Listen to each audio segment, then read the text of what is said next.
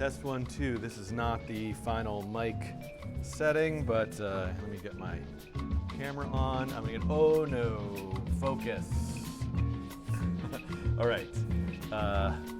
Hello everyone. Welcome to a Saturday morning Twitch stream where I hope to finish the Nature of Code video 2.6.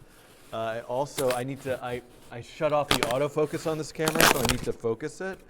And I also have, in addition to this new mic that I'm wearing here, I have a rechargeable battery for it that I am opening up to set up.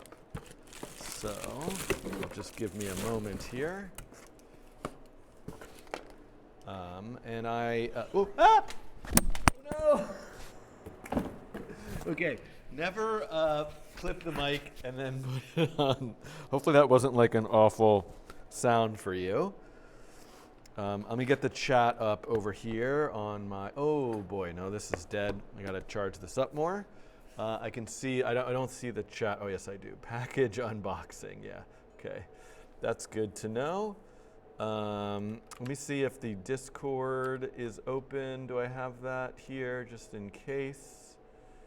Okay, I do have that open in case anybody, oh yeah, I still have my New Year's background. I forgot that I haven't changed that yet. Okay, so I'm doing a little bit of setup. And then I will be finishing the N-body simulation. I'm so far so good with this new mic, but I have AA batteries in it, and I would not like to continuously buy new AA batteries every time I need to use it. So I have rechargeable batteries. I guess I'll have to clean up the cardboard a little later. So what I'm going to do is, ooh, look at this, it's USB. That's good to see.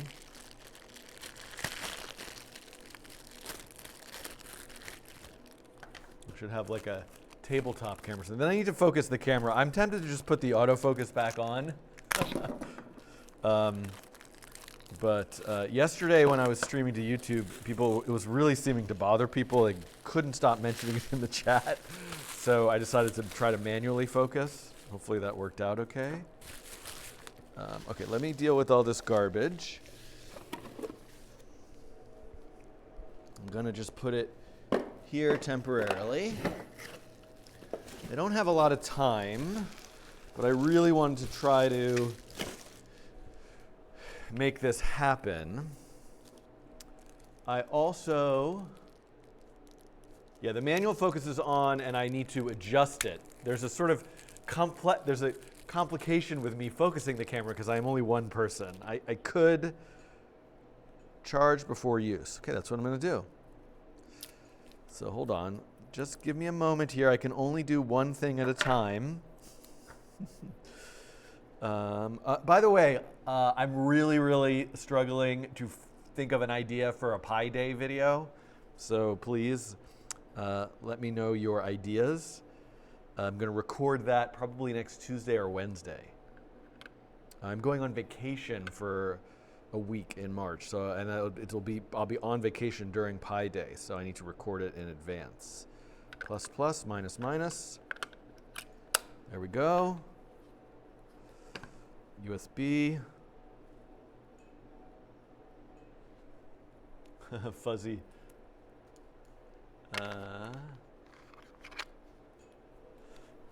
No, fuzzy me is I think that sounds good. That's definitely how my brain feels also. Maybe if I focus the camera, my brain will be less fuzzy. Okay, come on. Wait, which way does this go in? It goes in this way.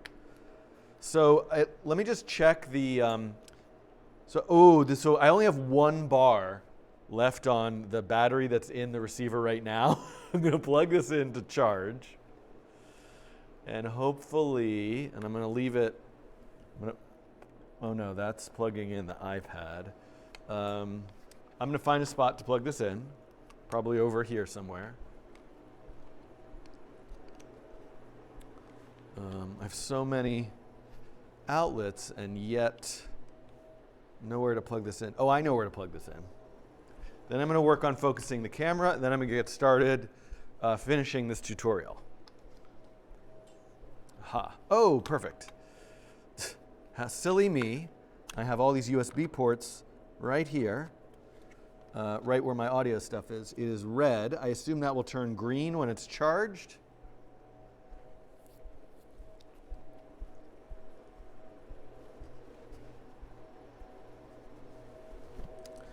All right, so I'm a little bit concerned that this microphone is going to just die in the middle of me talking. And we'll see if the rechargeable battery gets charged in time. Otherwise, I'll have to go find some other AA batteries. But let me clip it to, I think, here.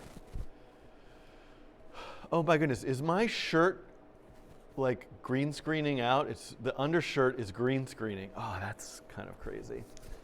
Well, I'm gonna have to live with that today. Hopefully that won't be too distracting. All right, I have an idea for focusing the camera, but I'm not sure how to implement it. Like, for example, I guess I usually stand right about here. So if I just slide my laptop back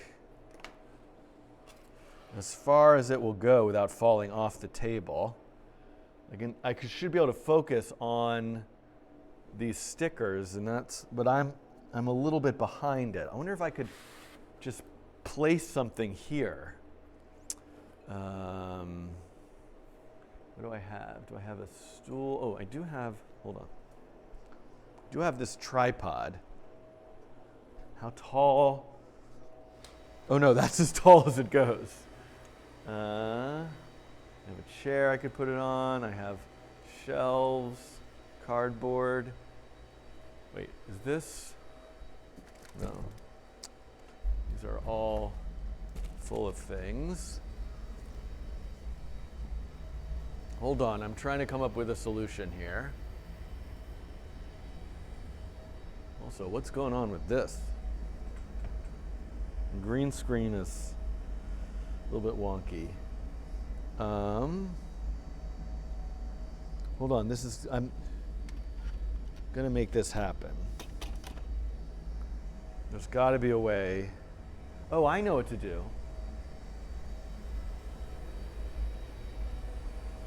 Except, oh, it's gonna take too long. Just bear with me.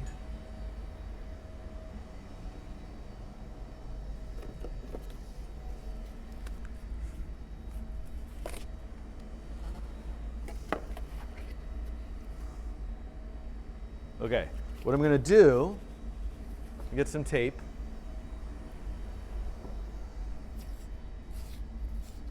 The desk is on wheels, so I could actually slide it back. It's locked in place. I'm not wearing a green shirt. That's the thing. It's blue. But I guess I'm not going to worry about it because we can do a more precise green screening later. Okay. So this is what I'm going to do. Putting this here.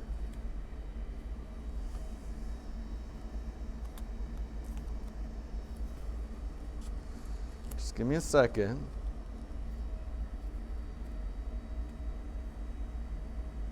Then I'm going to unlock my desk and just wheel it back a tiny bit.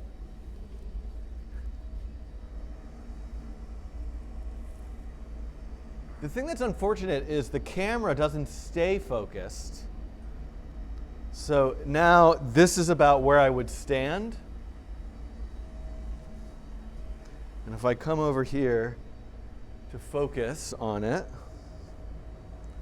I should be able to focus it. Nice and clear. That's pretty clear.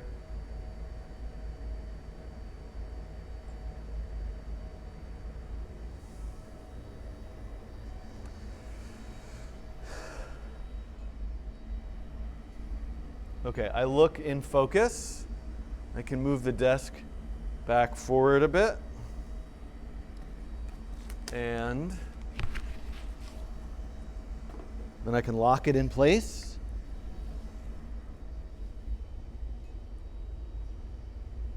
So it doesn't wheel around. I don't know why these wheels are not locking, but that's fine.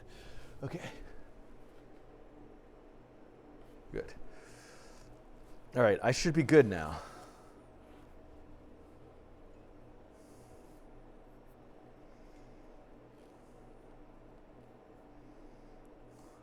Let me know how my focus and audio is. And that's what's showing up here. This is my notebook.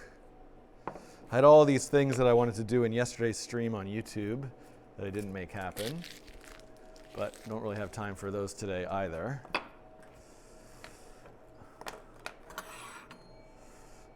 Okay, so now, if you will just bear with me, I am getting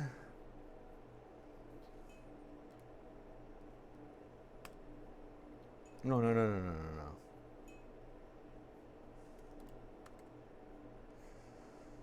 I'm getting myself set up. Did I not create this with... Hold on a sec. I love hearing that, computational mama. Okay.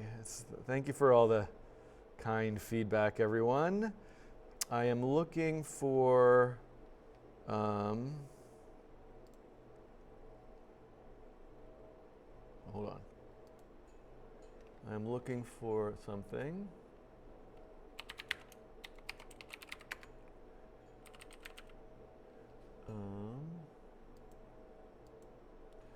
Okay.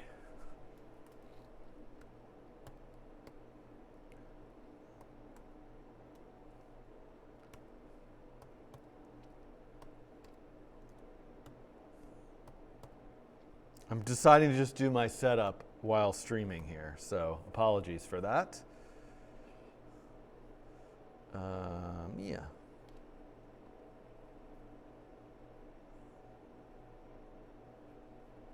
So I'm trying to figure out if I can I hide the comments here? Well, I'm going to give you all a little taste of behind the scenes of the coding train, because I want to look at this and I don't have a great way of hiding. I'm just making sure there's nothing here that I wouldn't want to look at. But okay, so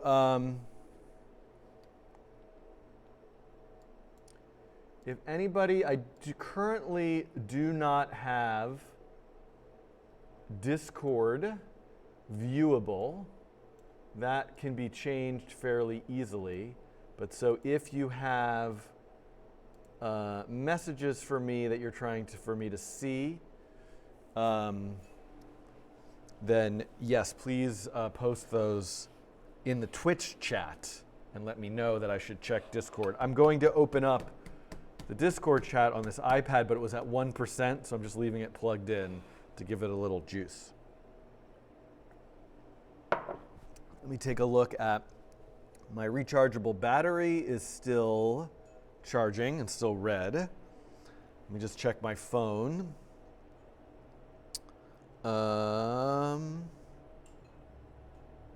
Okay, I think I'm good. All right, okay, there seems to be a bunch of people watching, so I'm going to get started. Now, here's what I'm about to do. I'm about to show you, I've started recently with Mathieu, collaborating on looking at edits of videos with Frame. So what I'm pulling up here is actually, I'm logged into my Frame account, which I am now paying for. I highly recommend it, not no sponsorship arrangement here. And this was a rough cut of the Nature of Code 2.5 tutorial.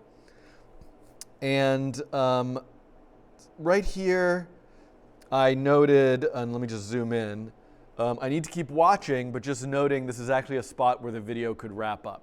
So, which is, and that's at 13 minutes. So if you tuned into the last recording session of this, I went down I started with 2 bodies, then I added 3, then I had 4, and then I put them into an array. And once I put them into an array, I basically was just creating them randomly. And that didn't really make for a compelling example or demonstration, and there was just a lot of me changing variables, which I think is useful and interesting and has value on a live stream, but not in the sort of like sequenced nature of code tutorials themselves. So I am going to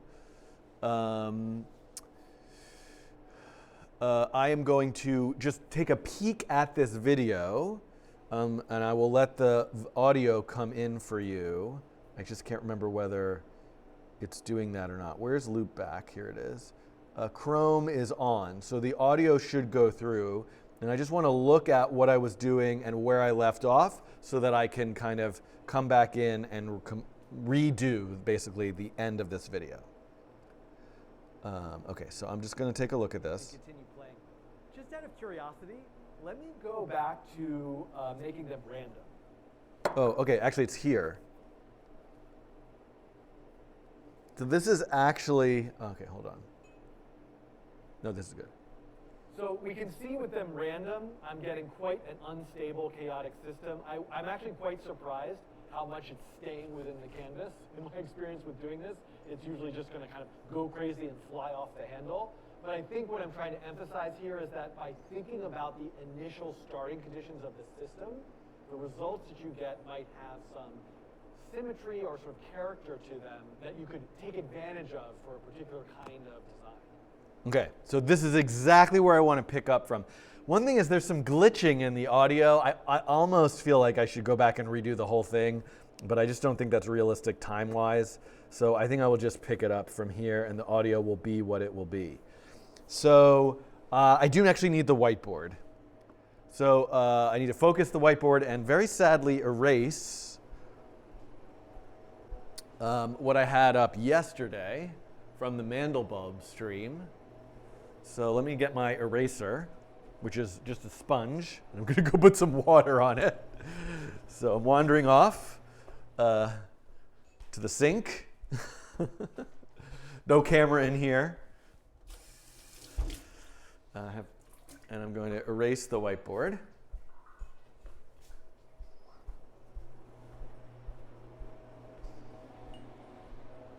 I wonder if it actually might work to do a cut to the whiteboard. It won't be seamless because I'm wearing different clothes. I could have put on the same clothes. But instead of having me interrupt myself, I'll try it both ways. I don't know. I could just start, although I don't know, maybe that's jarring.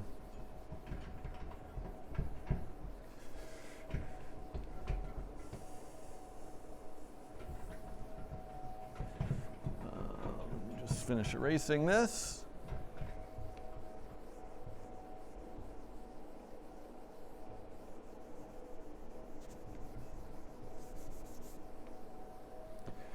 Okay.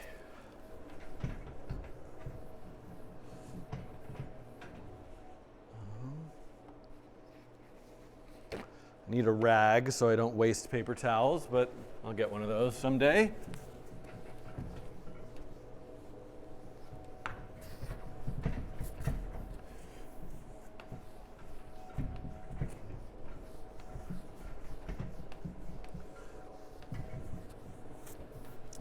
Okay.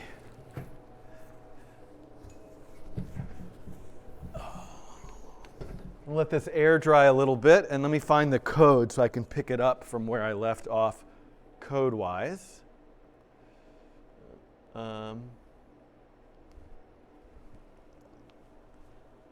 Okay, so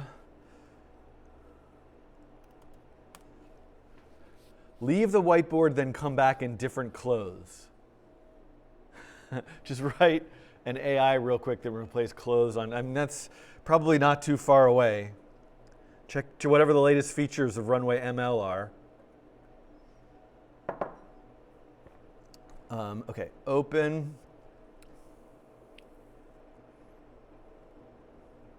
N-body mutual attraction. think this should be.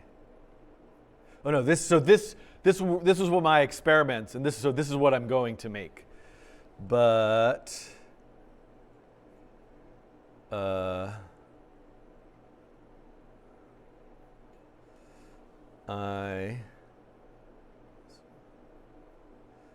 need to find. Yeah, this is where I left off in the video. And shoot, I kind of didn't do a good job of keeping the code in exactly the state that I wanted, but that's okay. It's all gonna work out.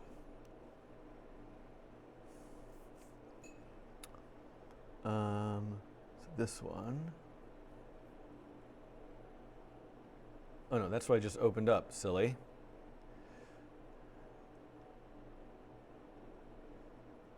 It's this one, and then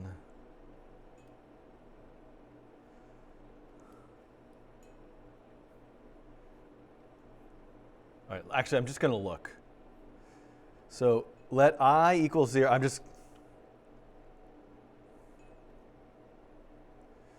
me just put this over here for reference.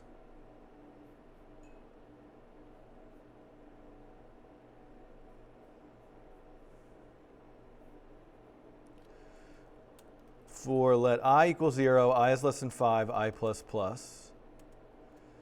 Let x equal random width. Let y equal random height. Let v equal p5 vector random 2D. Let m equal random 25, 100. And then movers index I equals new mover x, y, vx, vy, m.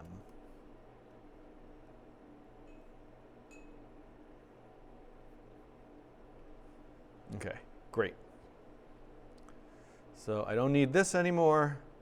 I'm going to close all of my Mandelbulb stuff. And this is where I'm hoping to get to, but I can close that. Let me move this over to about here and move this over to about here. Cannot see that. Okay. I think I am ready to go now. I have my marker.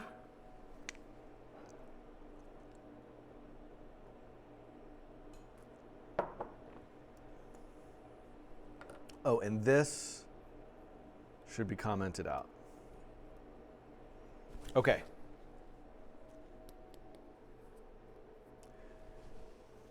Ben Levin used Runway for his latest EP visualizer.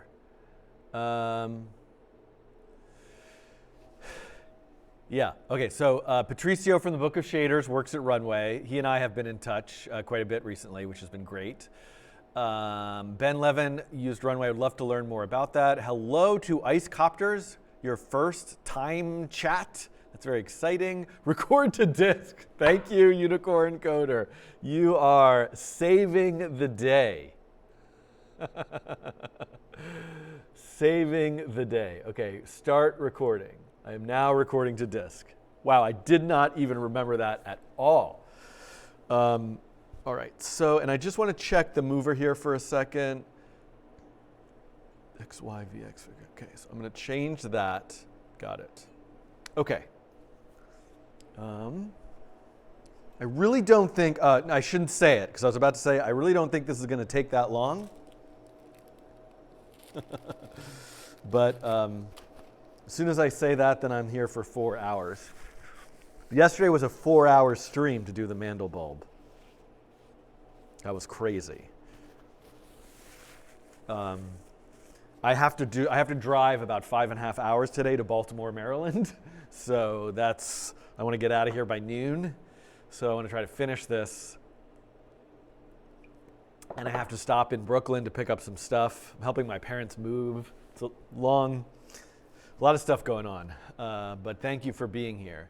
Just to answer Computational Mama's question real quick. Boy, am I? Yeah, you know what? I'm not going to worry about it because The keying can be adjusted later in post. I don't know why my keying is a little bit off today, but I'm just not going to worry about it. I don't have a regular schedule right now. It's been the sort of like holy grail for me of like actually settling in onto a regular schedule. And March is going to be out of whack because my kids have 2 weeks of spring break from school, and we're going on a trip for about a week. So I don't know, maybe in April. But generally speaking, Fridays and Saturdays are when I try to stream. Fridays, really. I think I'm going to, yeah. All right. Okay, so now I just want to turn off the various heaters. It's plenty warm in here.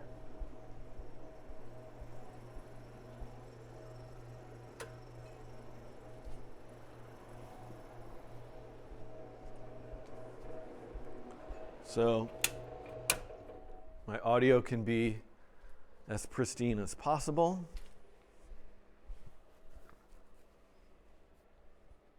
No Baltimore hat today, yeah. I wasn't wearing the hat in the first half of this video that I'm recording, so I feel like it's fine that I've changed clothes and I'm going to acknowledge that it's a different day. I'm not trying to hide that, but I thought like having a hat on would be too jarring.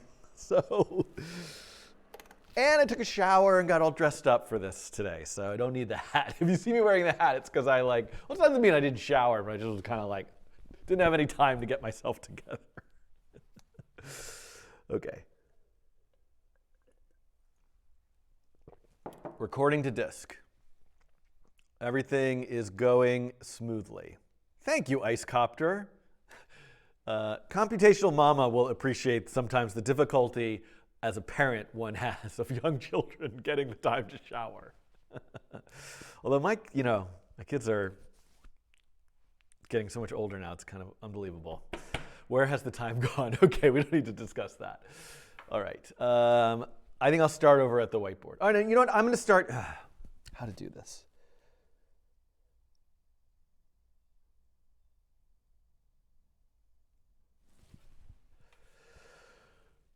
I'm trying to think. So the two options are just kind of like walk into frame, and the thing that we've done before in the past is Mathieu will freeze the video and set it to gray, and I'll walk in and start talking, and then we'll crossfade back and just continue. The other option would be just have a jump cut to me at the whiteboard because I'm going to use the whiteboard to start. I think, let's try that. I don't think this is a huge deal. Let me just record a quick something here, and then I'll have both options. I don't know if walking in, I'll walk in just in case that's useful. Okay.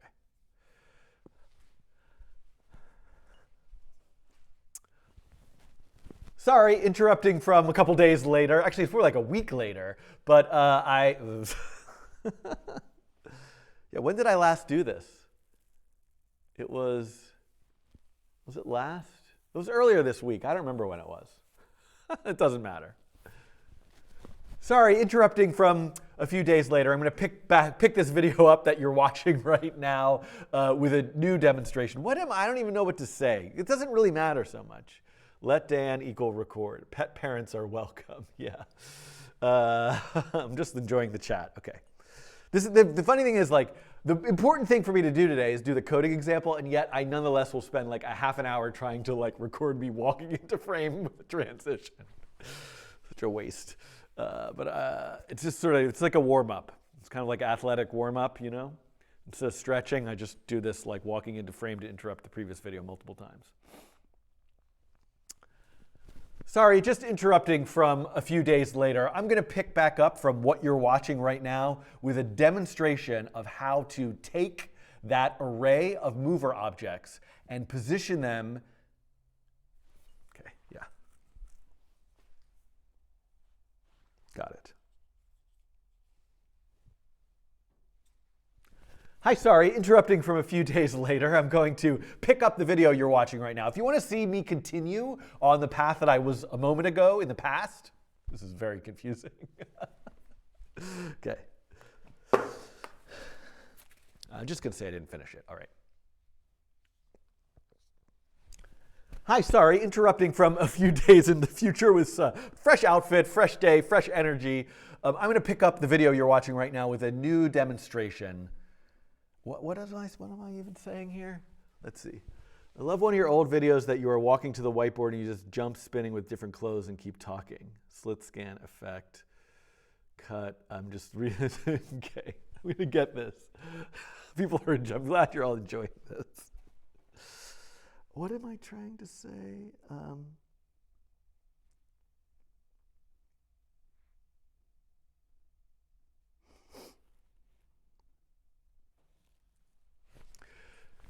Hi, sorry.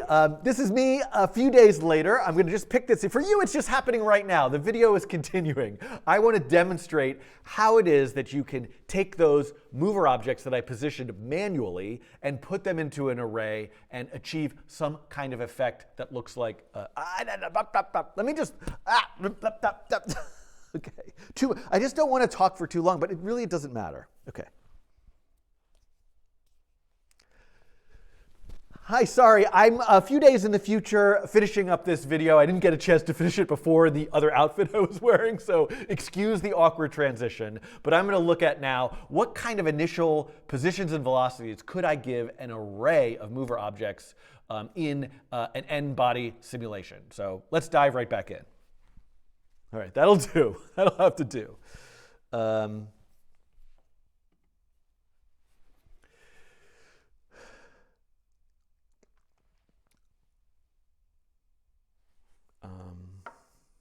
One thing I want to do is also now like duplicate.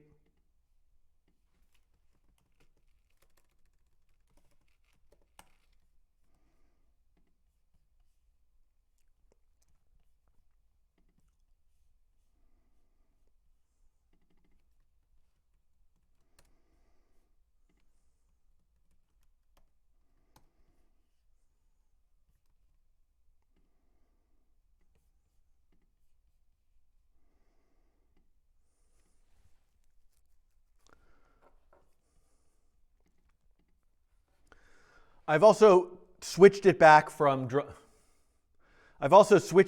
drawing lines to drawing the circles again. And you can see we just have this sort of chaotic dance of mover objects all experiencing.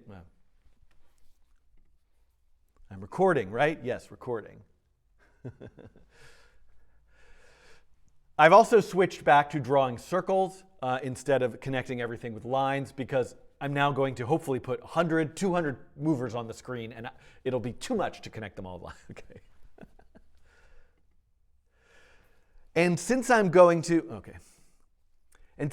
create an array of many, many mover objects, I've switched it back to just drawing them as circles.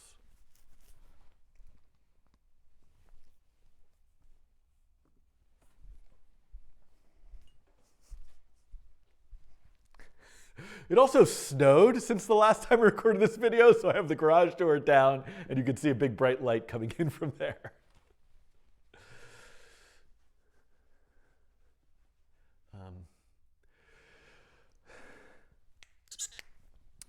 Here's my P5 canvas.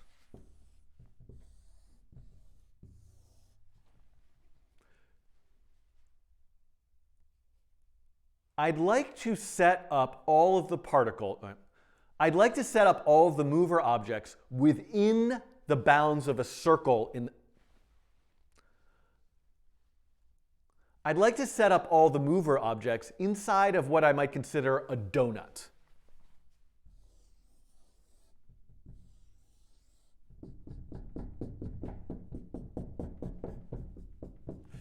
So I want to place the mover objects anywhere inside of this shaded area. Now, ultimately, if you happen to skip ahead and watch a bunch of videos in Chapter 3, you're going to learn all about polar coordinates and various trigonometric functions that could make doing this in a spiral pattern, and all sorts of fun possibilities happen for you. But right now, I'm going to make use of the P5 vector function random2D.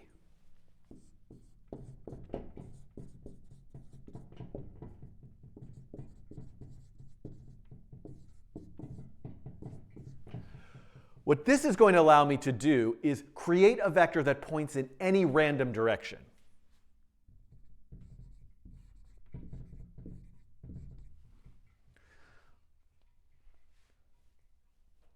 Like these 5 here. Then, maybe the inner circle here, if I said that was 100 pixels from the center, and the outer circle here was 150 pixels from the center, then I can set those random vectors' magnitude to a random length between 100 and 150.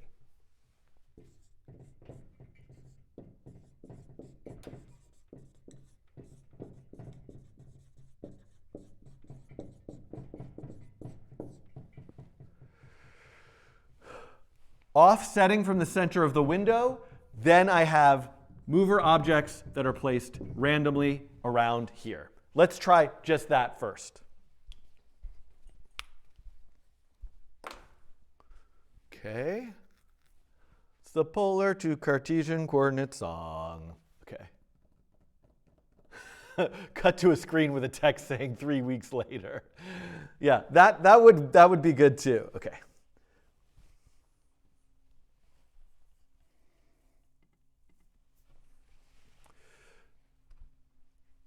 I'm also going to change the mover object to expect a vector as, no, it's fine. It's fine. Never mind. All right. So instead of creating a random x and y like that,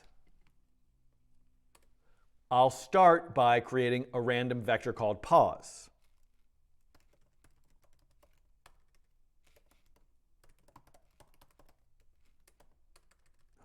Oh my goodness. Let me do that again because I totally forgot. So instead of setting the x, y as random numbers individually, let's create a random vector.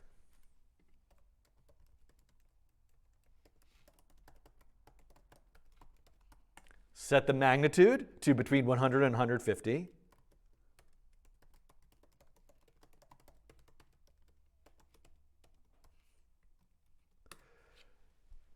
And then I'm going to give the mover that pos x and pos y position to start.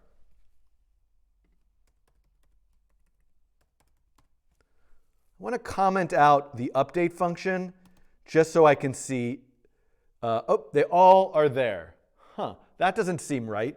Oh, I forgot to offset it from the center. So, of course, I need to add.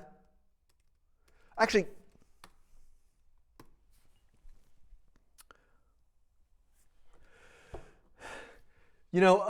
another way I might handle this, I could sort of add. So I could adjust the pos value. So I could adjust the x, y properties of the pos vector itself, but another way I could deal with this is just by adding translate into draw.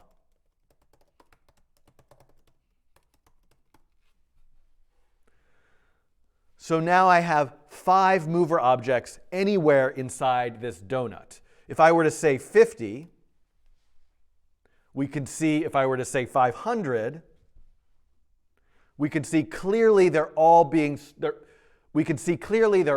starting just like I mapped out on the whiteboard.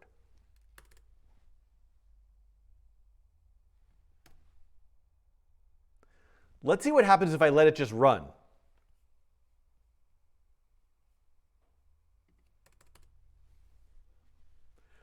Explosive, total chaos. Blah.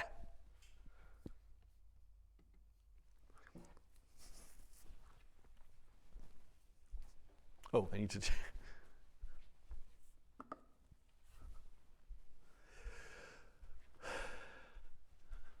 So what might I do instead? Let's take an example vector.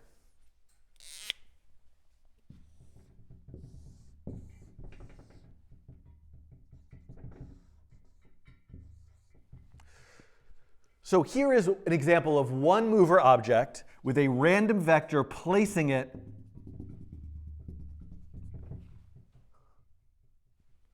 here. I'm like, my brain is moving so slowly today. Let me do this again.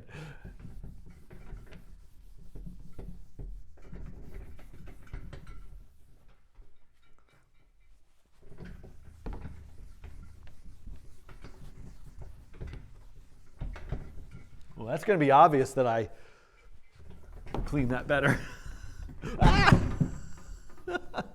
This whiteboard is the worst. I need to get some sandbags. I need to tighten it. I need to get a new one. It's funny, like I did invest in quite a bit of equipment and I bought like a cheap whiteboard thinking, it'll be fine. All right.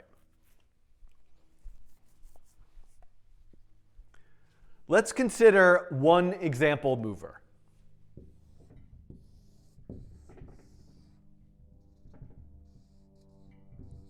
Let's say it happens to be placed here with this position vector marking its location. Oh, an airplane is flying overhead.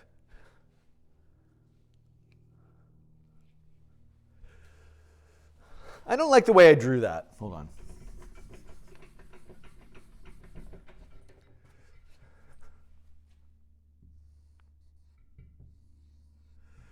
It just happens to be placed here with this vector mark noting its location.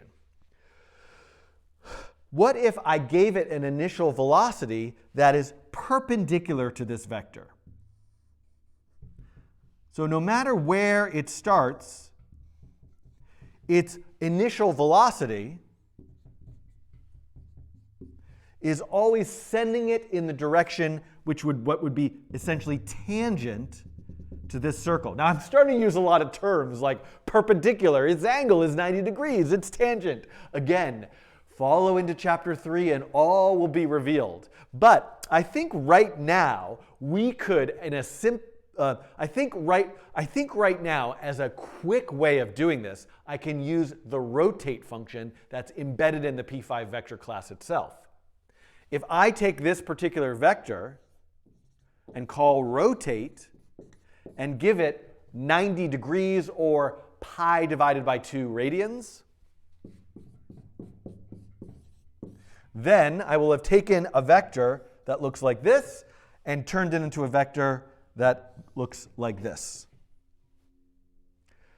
If you're wondering what pi is, if you're wondering more about this term, okay. And again, not to be a broken record, if you're wondering about radians and pi, don't worry. The next video is going right into that. But stick with me here. This is going to get us something, I think. Okay.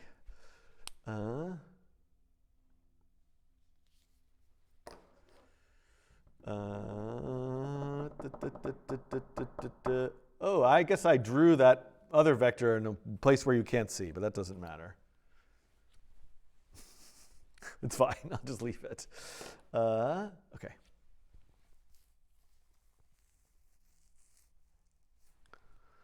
So v is the velocity vector. Let me be a bit more clear.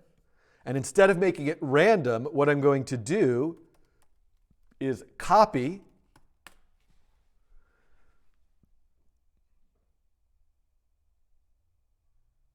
hold on. So here v is the velocity vector. Let me name it VEL to be a little bit more clear. I'm also going to start it as a copy of the position. So now that position vector is copied into velocity before I've resized it. And then after I've resized position, I can take velocity and rotate it by pi divided by 2. That's 90 degrees. And let's see what happens. Ooh. Oh, I named it VEL and I didn't rename it here. Well, we've still got quite a jumbled mess of stuff going on. Let's take out the trails.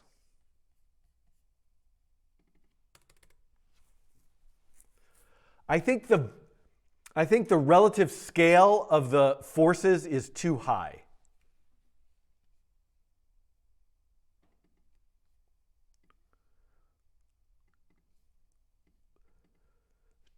Just to get a handle on things, let me set all of the mass values to a constant. Oh, birds tweeting. Let me lower the value of g quite a bit. And then let me also give them a higher starting speed.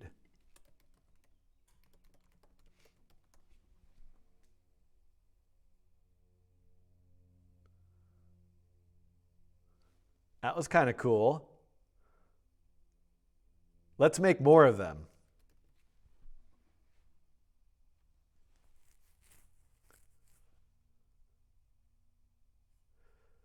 Pause for a second. Let me cheat by looking at what it was. What were the settings I used in the thing I made the other day, which was this one. I did 100, 150, 10. Rotate. The mass was 10. And then G was 1. Okay. No, yeah.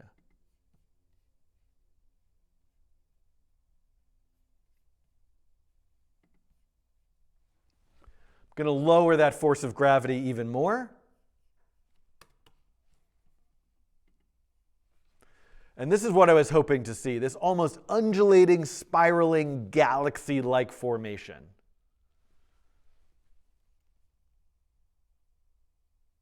Let's give myself more space.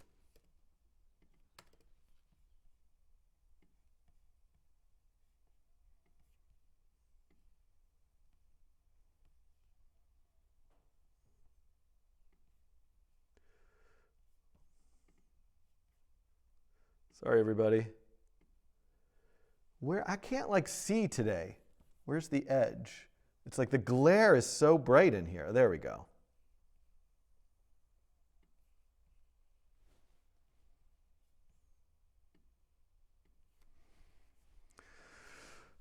Spread those movers a little further out from the center. Give them an even higher initial velocity. Let's try 250.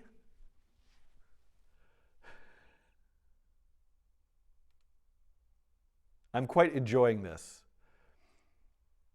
And let's create a little bit more variation now in the, whoops, I gotta turn this off.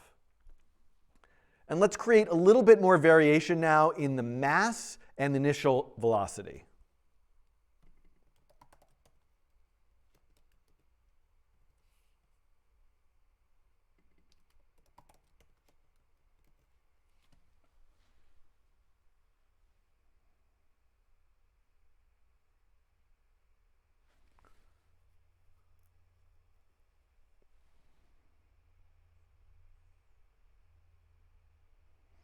I wonder how many of these I can draw before it just runs too slow.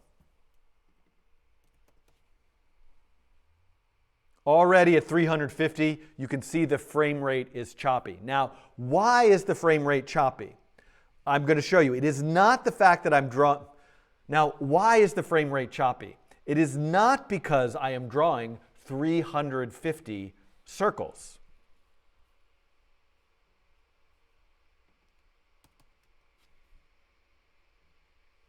You can see that smooth frame. You can see the animation is quite smooth if I comment out mover.attractOther. So it is the n squared. It is the fact that I have to check every mover against every other mover. This is an n squared problem. 350 times 350 is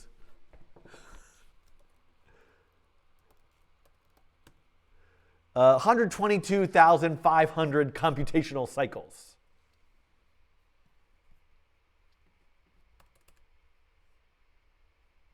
Let's go back down to 200.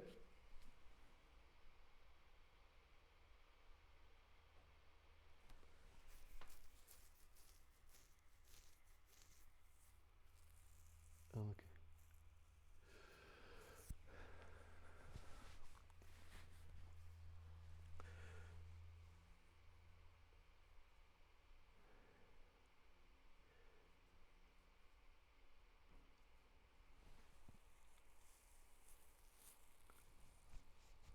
I'm trying to think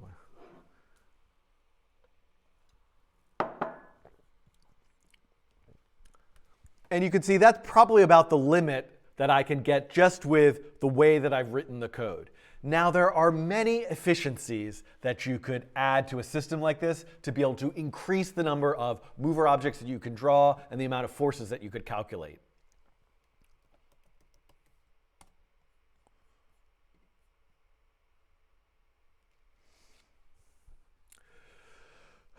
Probably the most well-known technique for doing this is something called the Barnes hut simulation. Now, I've covered something very close to this before in my quad tree coding challenge. So you could go and look at that quad tree. So you could go and watch those videos. I'm stopping way too much. Probably the most well-known technique for optimizing an n-body simulation like this is the Barnes hut simulation. I've covered something quite close to this in a previous coding challenge where I looked at something called a quad tree. So you could go back and look at the quad tree coding challenge and bring the quad tree code into this example. In fact, I will make sure to do that and include a quad tree Barnes hut version of this n-body simulation linked from the video's description. It would take quite a bit of time to include coding that in this video. Maybe I'll come back and do that in another one. But I'll show you a result here to the left of me about how. But when I go ahead and do that, so right now I don't know what I'm going to show you here, but here you're seeing the result of that.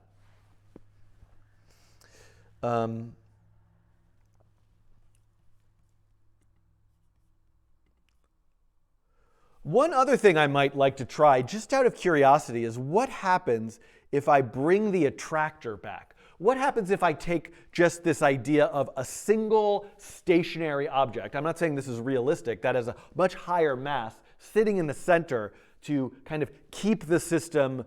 Do I even have that? No, I don't. Okay, I'll have to get that.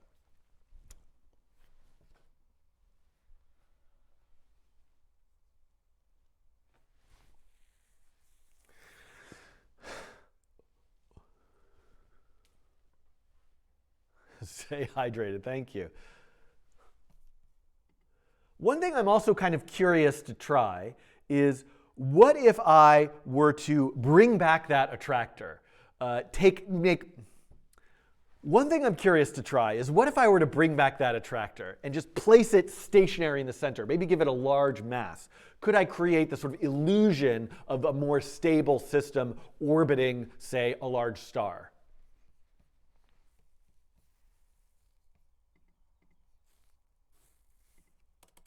So I don't actually need the attractor class, because remember, the attraction code is now built into the mover itself. So I'll just make a variable called sun.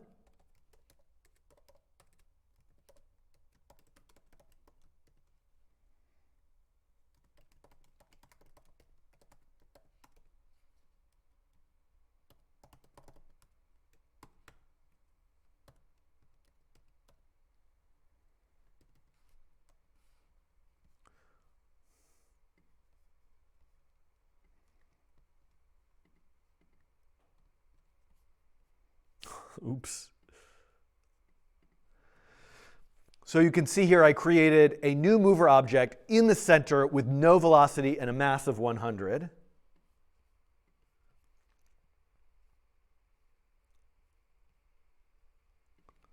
Let's say sun.show.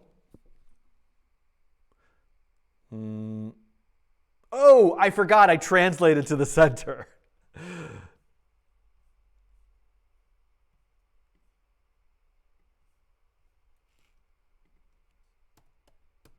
So that's much simpler. Its initial location is just 0, 0.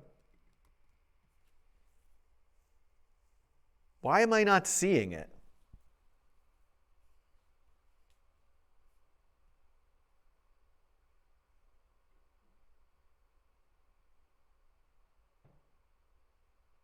Oh, I'm in the wrong code. What have I done here? Oh my God. This was the experimental code. Losing my mind. This is what I should have been looking at. Oh, hold on, I've got to start this over again. All right, hold on. Here I'm coming. Let me try this again. Sorry, everybody.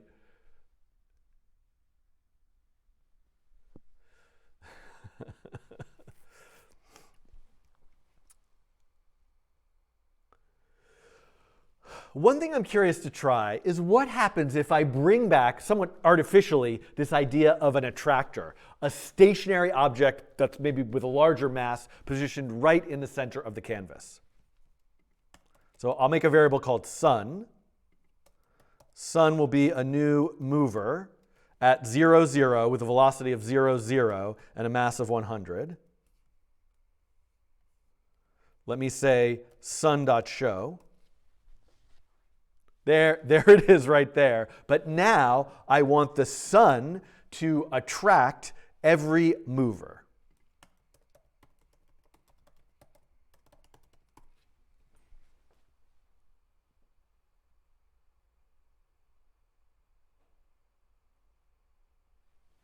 It's hard for me to tell if something really different is going on here, but I do feel that the system itself is not kind of wandering off. But also you can see that the power of that object in the center is somewhat overwhelming.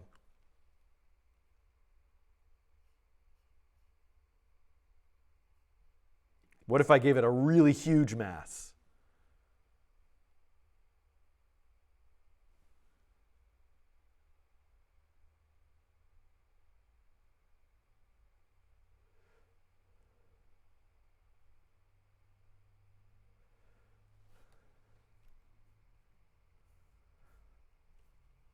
And I don't even need to draw it.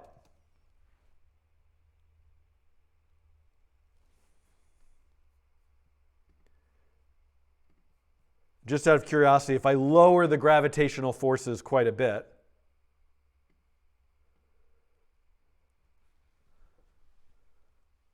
this is kind of interesting to see what I get.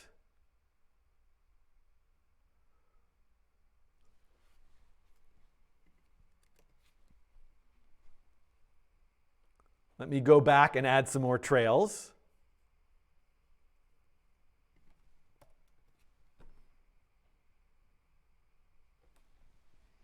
And here it is, my n-body sort of galaxy-like simulation thing.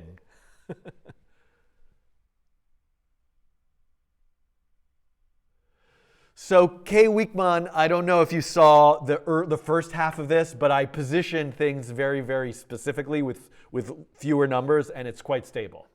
So, but, you know, albeit it is interesting to see what happens. I'm just curious if I go back to just something like 10.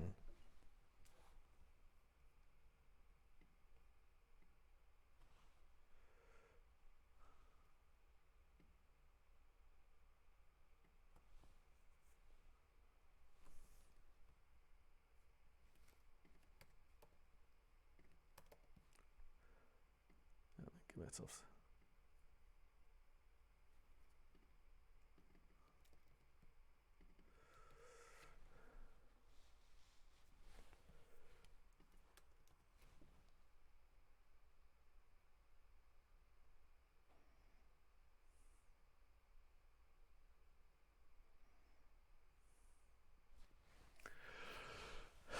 All right, so I keep playing with this. I can't stop myself. What you're seeing now is just 10 mover objects. I reduced the canvas to 600 by 600 and kind of closed and constrained the range of the object's mass and initial velocities and that.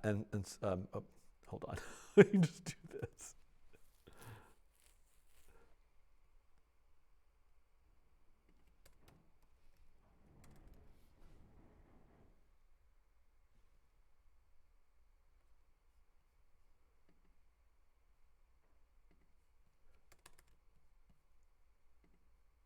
There we go.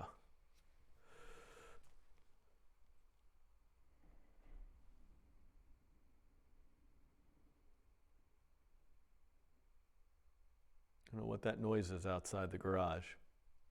Yeah, it's addictive. Yeah. So unfortunately, I can't stop myself, but I'm good. It's very hard to stop tweaking all the parameters, but I'm going to settle on this as kind of the example that I'm going to release. I reduced it just down to 10, and I constrained the ranges of masses and velocities to just create this stable system.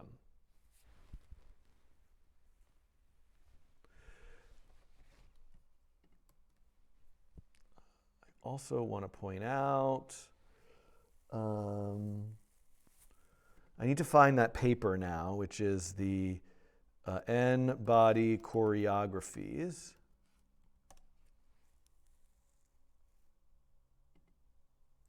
Which is this, and then the paper.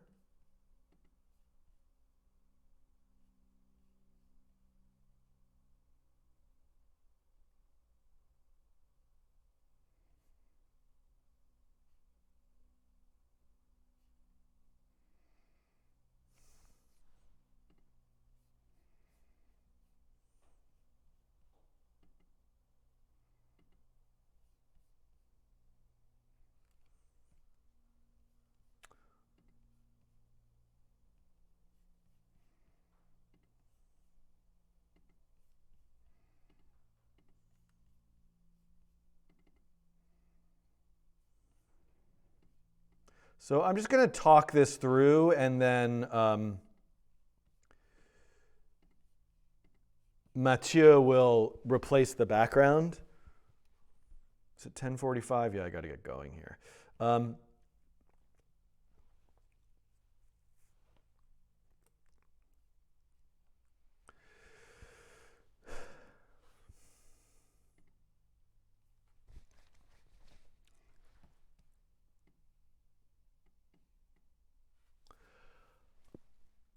A wonderful reference that I would encourage you to take a look at is this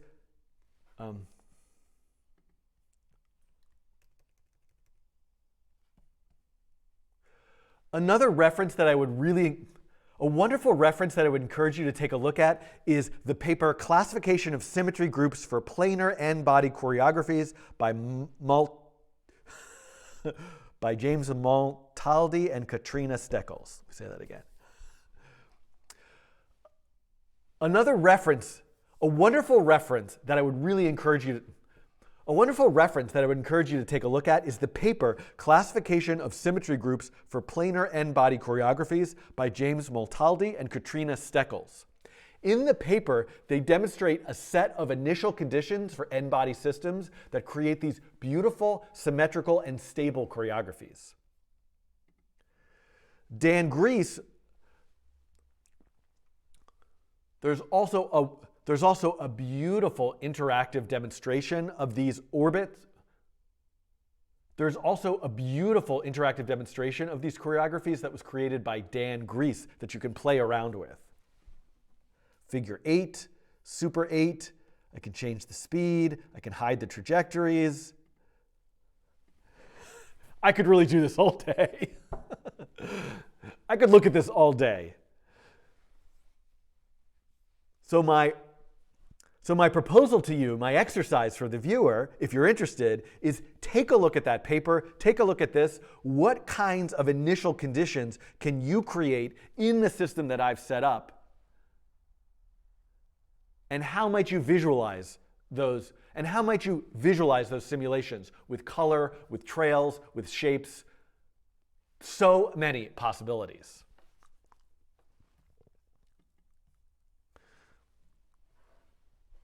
I should mention that this particular interactive simulation, these paths are drawn with precise mathematical equations, not with a physics simulation like I'm doing here. And ultimately, my physics simulation, as I talked about earlier in the video, is a very crude one with these large time steps.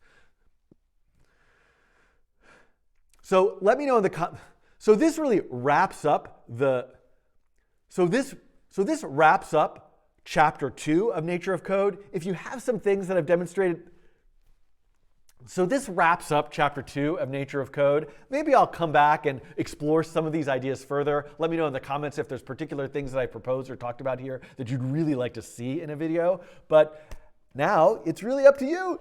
Do you want to go on to chapter 3? I hope so. There's lots of fun stuff in there. All sorts of things about angular motion, rotation, polar coordinates, pendulums, springs. Have fun with that, and I will see you next time on the Coding Train. That didn't really ring, did it? Okay.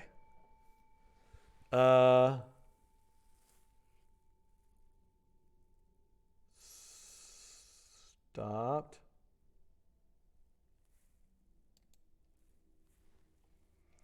Arararagi. Yes, a lot of people have made that comment on the prime spiral one, and I should really investigate that. I'd be curious to see what happens if I take a random distribution and limit myself to only odd numbers and see the difference between that pattern and the Ulam spiral itself. All right, so I so want to like keep going here and do more, but I got to leave it be. This code, let me see here. Let me just, people were asking for some of these references, so I'm just going to open up the Twitch stream and paste things into the chat. I'm going to open up my console. So this is the code that I was just working on if anybody wants to try it. Whoops. This is the planar choreographies simulations. Wow, I look really orange. The light, I can never get the lighting consistent, but I guess it's fine. Mathieu will color correct it. And then also, where's that paper? Here is the paper. I don't know if this link will come through. Hopefully that link does come through. All right, I want to stay here and I want to do more. But I have to go. So, but I can take. I feel like I'm giving myself till 11. So I can, if there are any questions or any, light is fine. Blue background makes you look orange. But the background. So, but you mean even the background I put in the behind me in the, because this is the actual view. So let me see. I'm going to wait for, oh no, stream just went down. Oh no, the internet crapped out. The internet crapped out, which is, it's back, but yeah, so this is the actual view that I'm seeing with the actual lighting. Well, since the internet is crapping out, that's another good reason for me to go, wow, I don't usually have this many people watching. Maybe Saturday morning is a good time for me to stream. I'm sorry that I have to go because it's nice to have quite an audience here on Twitch. That's new for me. Is anybody that I know streaming that we could raid? Nope, all of the streams that I follow are just offline right now. Doesn't look too orange. Okay, great. Oh, Yabo Bunks. All right, we're here. Is this going to work? Oh, not now. Oh, that's very loud. Yabo Bunks. Welcome. Thanks for subscribing to the Coding Train on Twitch. All right, we'll blow a train whistle for you. Make sure that you link your Discord to your Twitch account so you can get access to all of the Twitch subscriber, YouTube supporter, Patreon member, GitHub sponsored channels. Me, I am Sumi. Is your camera white balance set correctly to match your lights? You know the answer to that question, don't you? No, my camera settings are whatever they are, and my lights are whatever they are. So someday I would love to get in here and with a video lighting pro. The reason why I've kind of paused my getting the studio in better shape because when I go away in March, I'm going to have the floor redone in here. So I'm in a garage. It's a concrete floor. So I got to take all of the equipment out and put it away, and then I'm going to do the floor in epoxy. So it'll be a much nicer floor. There's also a lot of the sheetrock has to be redone because it's kind of old and falling apart, and there were some leaks. So this studio is going to have to be completely taken down and re-put back together. So that's why I've kind of paused on really like doing too much more with soundproofing and that kind of stuff. But I'm very pleased about this new mic. I don't know if you are all noticing the difference, but I feel like this mic, like all of my sound problems have gone away. I like chatting with you all and I don't want to go, but I need to.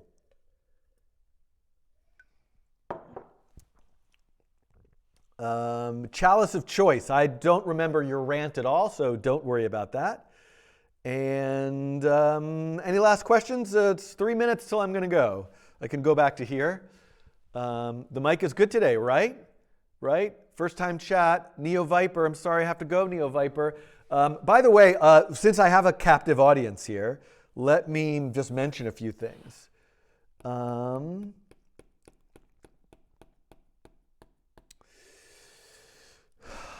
Let's see. Coding Train announcements that I can mention. Oh, and you're not seeing my screen. So let me go back over here. So one is I am now archiving these on this. These Twitch streams don't get posted to my main YouTube channel. There's a new YouTube channel called Coding Train Twitch Archive. I think that's just snow falling, sliding off the roof and falling. So I don't know if there's any issue with me showing there's no issue with me showing my admin panel, right? This is my admin panel. So I'm just going to paste this here. So if you want access to that.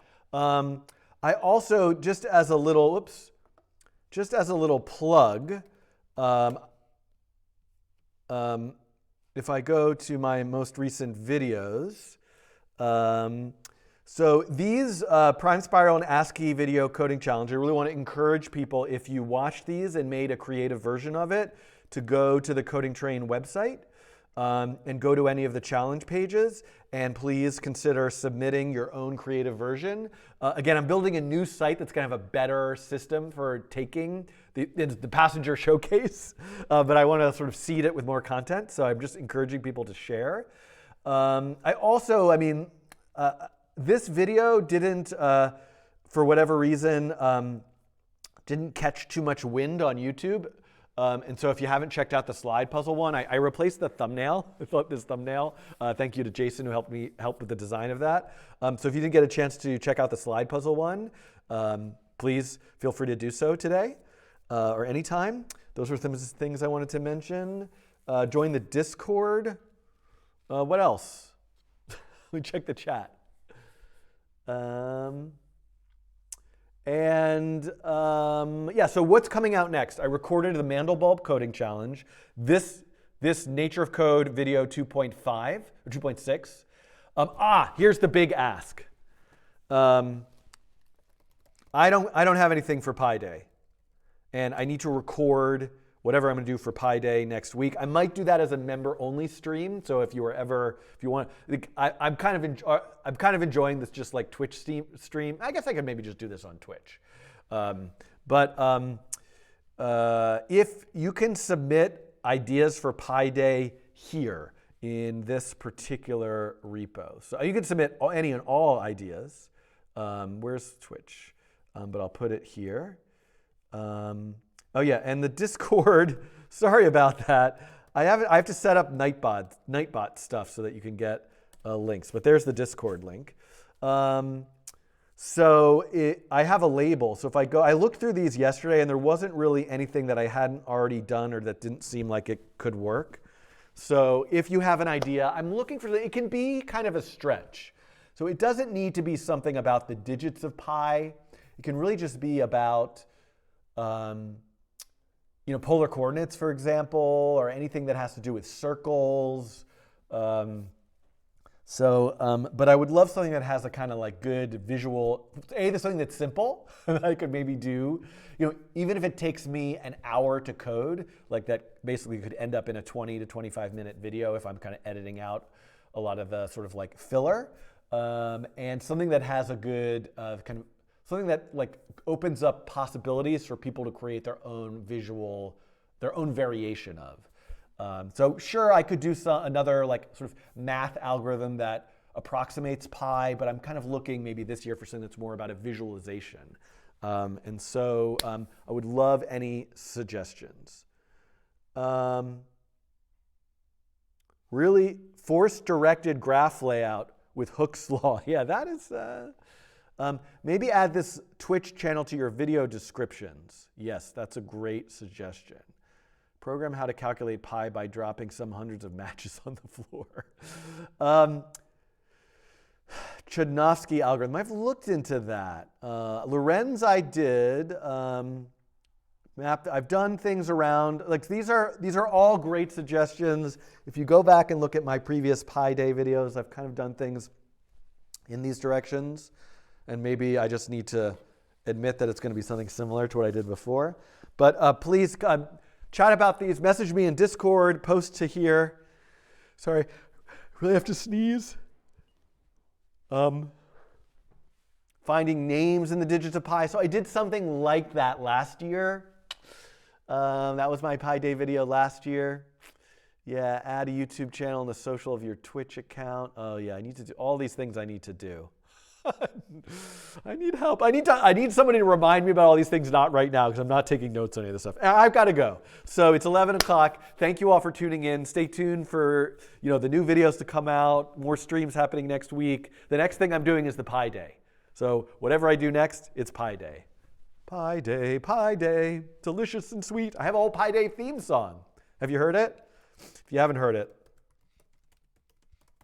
I'm going to play you out with it.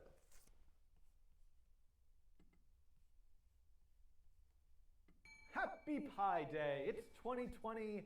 This year's Pi Day. It's today, and I would like to do, it's not really today because I'm recording this a couple days early, but I would like you to see this on Pi Day, a coding challenge themed around the number pi. And thank you to Fatin Vivas, who suggested this one, Pi Day, find a sequence in pi, issue number 1464. I wonder if those numbers are where they are in pi. Ooh, we'll find out by the end of this video.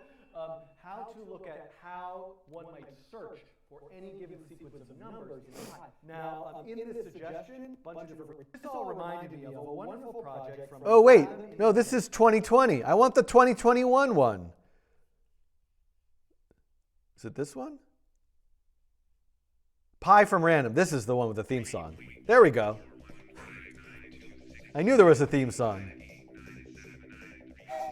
That's right. I'm here, standing on platform 3.14. The Pi train is rolling into the station, full of delicious pies, and I'm here to celebrate Pi Day with you. It's Pi Day, delicious and sweet. It's the only number that you can eat. It's Pi Day, my favorite treat. Circumference divided by diameter d. It's Pi Day. This year, I am going to look